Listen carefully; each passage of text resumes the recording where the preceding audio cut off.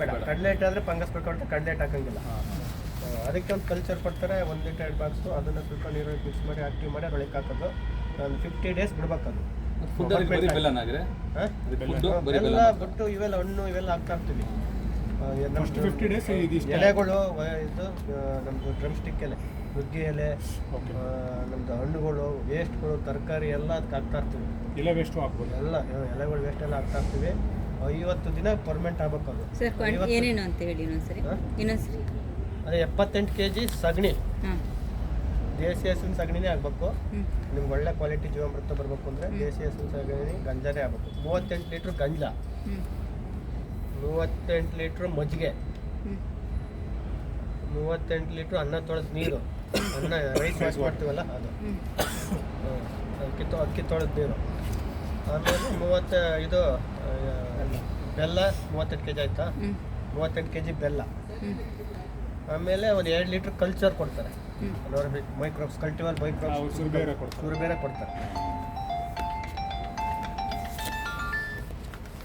Hello, wall ಐತಲ್ಲ, wall close ಮಾಡ್ಬೇಕು ಆ ಕಡೆ ಈ ಕಡೆ, ವಾಲ್ ಓಪನ್ ಆಗಬೇಕು. ಮತ್ತೆ ಅದು ಇನ್ನೊಂದು ವಾಲ್ ಇತ್ತಲ್ಲ ಏರೋಕೆ, ಅದು ಯಾವಾಗಲೂ ಓಪನ್ ಇರಬೇಕು, ಅದು ನೀರೊಳಗೆ ಹಾಕಿರ್ಬೇಕು. ಅದೇನಾರ ನೀವು ಕ್ಲೋಸ್ ಆಗಿತ್ತು ಅಂದರೆ ಇದೇ ಬ್ಲಾಸ್ಟ್ ಆಗಿಬಿಡುತ್ತೆ. ಗ್ಯಾಸ್ ಬೇಕಾಗುತ್ತೆ, ಗ್ಯಾಸ್ ಎಲ್ಲ ಹೋಗ್ಬೇಕು. 50 ಡೇಸ್ ಆದಮೇಲೆ ಅಲ್ಲಿವರೆಗೂ ನೀವೇನು ಮಾಡಿ. ನೀರು ಎಷ್ಟಾಗಬೇಕು ಅಂತ 1,500 ಲೀಟ್ರ್, ಅದು 2,500 ಲೀಟ್ರ್ ಕೆಪಾಸಿಟಿ ಇರಬೇಕು. ಅದಕ್ಕೆ 1,500 ಲೀಟ್ರ್ ಹಾಕ್ಬೇಕು. ಸ್ವಲ್ಪ ಸೈಡ್ ಬಿಡ್ತೀರಿ? ಹಾಂ ಬನ್ನಿ ಸರ್, ಬನ್ನಿ. ಆಮೇಲೆ ನಿಮಗೆ 50 ದಿನ ಆದಮೇಲೆ 50 ಲೀಟ್ರ್ ತಗೋಬೇಕು. 50 ಲೀಟ್ರ್ ತಗೊಂಡು ಇನ್ನು ಅದಕ್ಕೆ 10 ಲೀಟ್ರ್ 5 ಲೀಟ್ರ್ ಅಷ್ಟು ಹಾಕ್ಬೇಕು. ಅದಕ್ಕೆ ಸಾಕು, 5 ಲೀಟ್ರ್ 10 ಲೀಟ್ರ್ ಅಷ್ಟೇ ಹಾಕಿ ನೀರು ಡ್ರಮ್ಗೆ ವಾಪಸ್ಸು. 50 ಲೀಟ್ರ್ ಜೀವಾಮೃತ ತಗೋತೀರ, 40 ಲೀಟ್ರ್ ಮಾತ್ರ ನಾವು ಇಟ್ಕೋಬೇಕು, 10 ಲೀಟ್ರ್ ವಾಪಸ್ ಡ್ರಮ್ಗೆ ಹಾಕ್ಬೇಕು. ಓಕೆ, ಮತ್ತೆ ಕಲ್ಚರ್ ಥರ.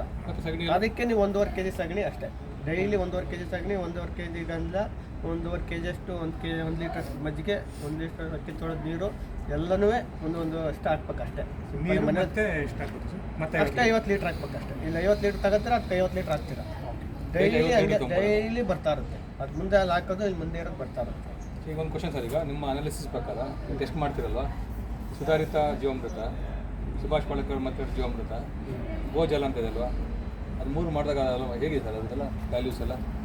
ಯಾವುದು ನಿಮಗೆ ಬೆನಿಫಿಟ್ ಎಲ್ಲ ಇದು ಜೀವಾಮೃತದ್ದು ಟೆಸ್ಟ್ ಮಾಡಿದ್ದೀವಿ ನಾವೆಲ್ಲ. ಅದರಲ್ಲಿ Trichoderma, nitrogen fixing bacteria, Pseudomonas, Bacillus, Azotobacter, actinomycetes, Trichoderma ಎಲ್ಲ ಮೈಕ್ರೋಬ್ಸ್ ಇದೆ. ಅದೆಲ್ಲ ಜನ ಅವ್ರಿಗೆ ಫೈಟ್ ಮಾಡ್ತಾರೆ ಕೆಮಿಕಲ್. ನಾನೇ ಟೆಸ್ಟ್ ಮಾಡ್ತೀನಿ, ಅದು ಹೇಳ್ತಾರೆ. ನಾನೇ 10 ವರ್ಷದಿಂದ ಜೀವಾಮೃತ ಆಗ್ತಾ ಇದ್ದೀನಿ.